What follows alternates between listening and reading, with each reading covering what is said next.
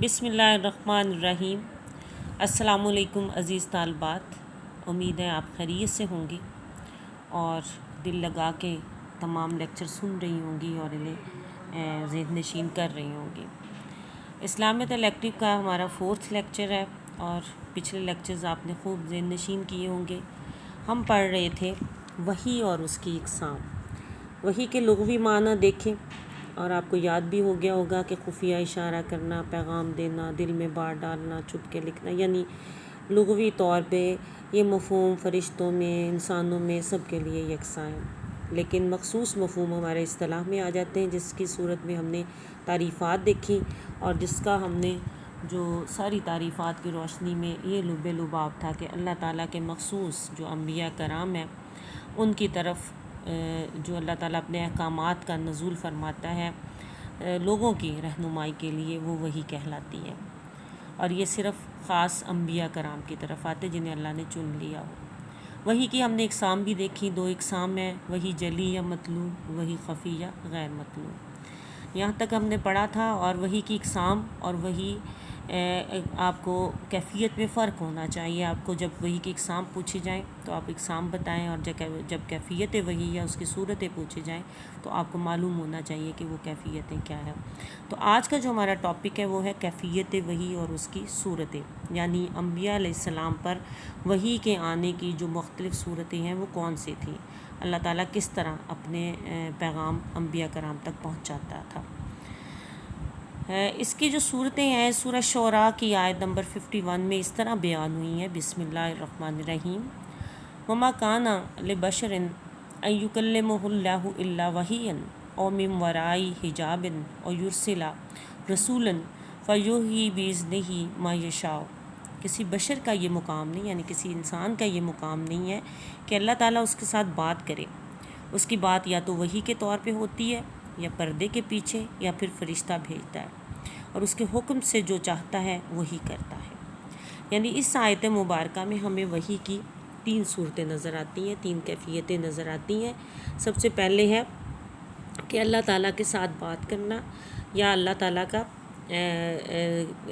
تعالیٰ کا خود بندے کے ساتھ پردے کے پیچھے سے ہم کلام ہونا۔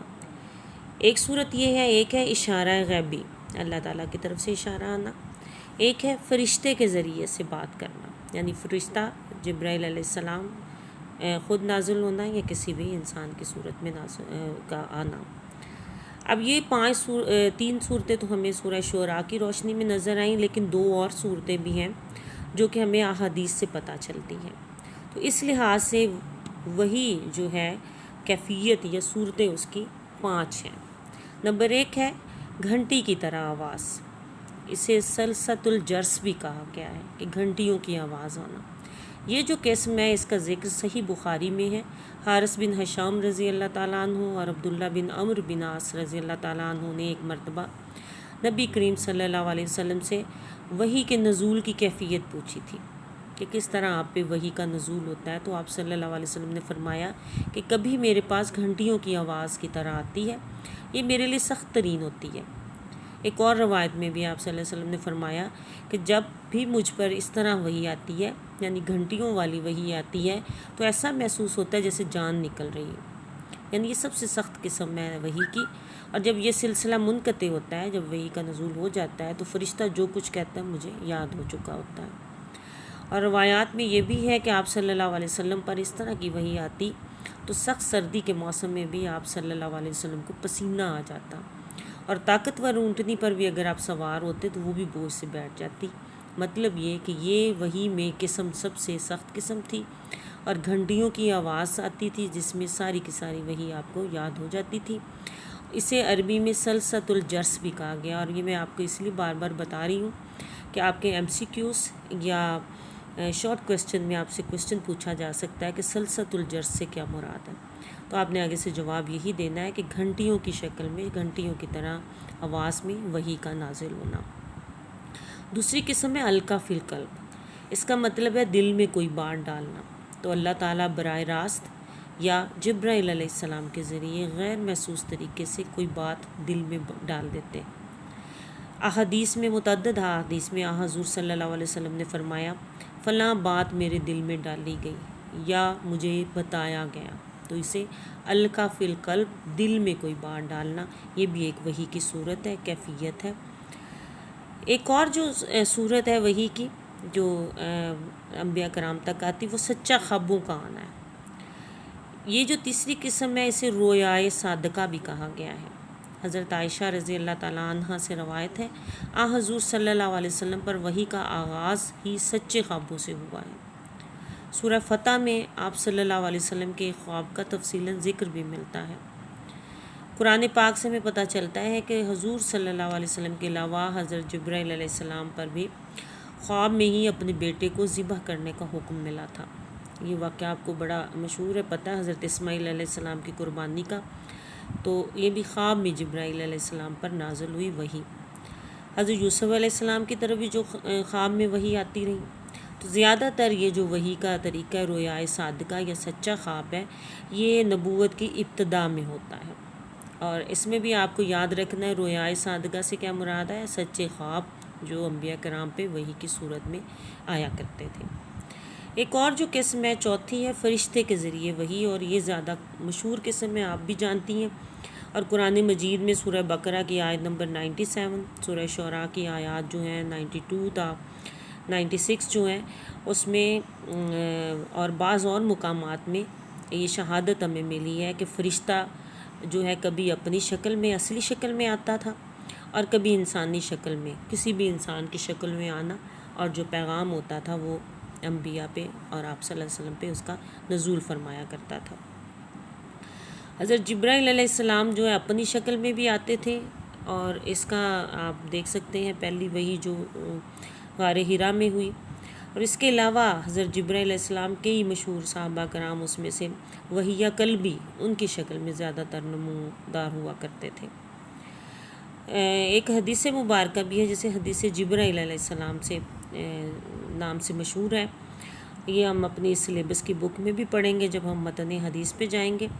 اس میں حضرت عمر رضی اللہ تعالیٰ عنہ کی زبانی ہمیں پتہ چلتا ہے کہ ایک شخص آیا تھا، بالکل سفید کپڑوں میں ملبوس تھا، سیاہ اس کے بال تھے، یعنی لگتا تھا کہ وہ مقامی نہیں ہے، لیکن اس پر سفر کے آثار بھی نہیں تھے، اور لیکن کوئی آدمی اسے جانتا بھی نہیں تھا۔ تو آپ صلی اللہ علیہ وسلم سے دین کی بنیادی باتوں کے متعلق اس نے کچھ سوالات کیے، پھر وہ چلا گیا۔ آپ صلی اللہ علیہ وسلم نے پوچھا، عمر جانتے ہو یہ کون تھا؟ تو حضرت عمر رضی اللہ تعالیٰ عنہ فرماتے ہیں، میں نے جواب دیا، اللہ اور اس کا رسول بہتر جانتا ہے۔ تو آپ صلی اللہ علیہ وسلم نے فرمایا، جبرائیل علیہ السلام تھے جو تمہیں تمہارا دین سکھانے آئے تھے۔ مطلب یہ ہوا کہ حضرت جبرائیل علیہ السلام مختلف مقامات پہ اپنی اصلی شکل میں اور مختلف مقامات میں صحابہ کرام اور مختلف انسانی شکل میں نمودار آئے ہوئے اور وحی کا نزول ہوا۔ ایک آخری قسم جو ہے یعنی کیفیت جو ہے وحی کی، وہ بلا واسطہ مکالمہ ہے۔ اس کا مطلب ہے کسی واسطے کے بغیر اللہ تعالیٰ سے خود ہم کلام ہونا۔ یہ جو قسم ہے یہ ہم اس میں من ورائے حجاب پڑھا ہے کہ پردے کے پیچھے سے بات کرنا، اسی سے مراد ہے۔ اب یہ شب معراج پہ حضور صلی اللہ علیہ وسلم اسی سے مشرف ہوئے، اللہ تعالیٰ سے ہم کلام ہونے سے مشرف ہوئے۔ اس میں نماز پنجگانہ کی فرضیت ہوئی، تو اس وقت بار بار اللہ تعالیٰ کے حضور جو گزارشات کا انداز ہے اس سے پتہ چلتا ہے کہ آپ نے اللہ تعالیٰ سے مکالمہ فرمایا تھا۔ تو اس وقت اللہ تعالیٰ اور اس کے بندے کے درمیان کسی واسطے کے بغیر مکالمہ جو ہوا تھا۔ اس سے پہلے حضرت موسیٰ علیہ السلام کے ساتھ دامن طور میں یعنی طور پہاڑ پر اللہ تعالیٰ نے براہ راست مکالمہ کیا تھا، اور اسی لیے حضرت موسیٰ علیہ السلام کو کلیم اللہ کہا جاتا ہے۔ کلیم اللہ، اللہ سے کلام کرنے والے، اللہ تعالیٰ سے بات کرنے والے۔ تو یہ تمام جو ہے کیفیات یعنی 5 کیفیات ہے جو کہ وحی کے نزول کی ہیں، اور یہ آپ مکمل طور پہ ذہن نشین کریں اور اچھی طرح پڑھیں، اور اللہ تعالیٰ آپ سب کو اپنی حفاظت میں رکھیں۔ اللہ حافظ۔